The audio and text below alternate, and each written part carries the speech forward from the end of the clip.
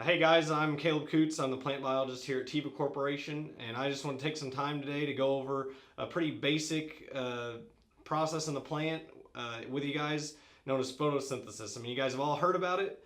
You all know what it is, but we're just going to go over it, a good review, and get it down to the basics and see what it's really about. So your plant does photosynthesis in order to make sugar. That's the thing that they can do. That's what makes them plants. We can't do that. We can't make our own sugar, and that's why we eat plants, and that's why we eat things that eat plants, so we can get the sugar from them. So the whole process starts, the plant breathes in CO2. That's what you hear, they tell you in school, in science class. So it's going to take up 6 CO2 molecules out of the air, and it's going to take 6 water molecules up from the roots.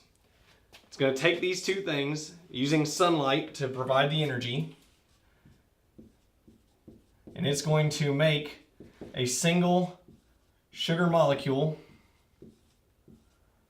and 6 oxygen molecules. So that's where you see your plant that they talk about in science, plants breathing out oxygen for us. So this is what the whole end goal is, to get this sugar right here, this one glucose molecule. The plant then turns around and uses that sugar to make energy inside of itself. And we do the same thing, animals do the same thing. Everyone does this same process, and it's pretty well the reverse of this. So we breathe in oxygen, the plant takes back up some oxygen out of the air, and it takes this glucose molecule, this sugar, and it turns it into 6 CO2 molecules, and that's why we breathe out carbon dioxide, and 6 water molecules. But through this process, you get energy. So that's why your plant does photosynthesis. That's why we eat plants, so we can get that sugar molecule so that we can make energy to do everything that our body needs to do. So this is why it's important. We want to consider there are times that our plants have a little trouble with this. That sunlight provides all the energy needed to start this whole process off.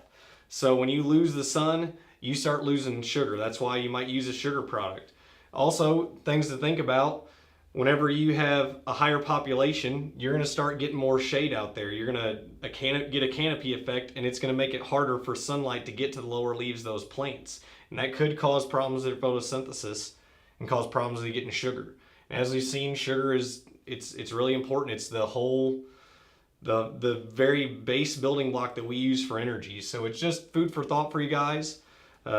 Thanks for your time, and have a great day.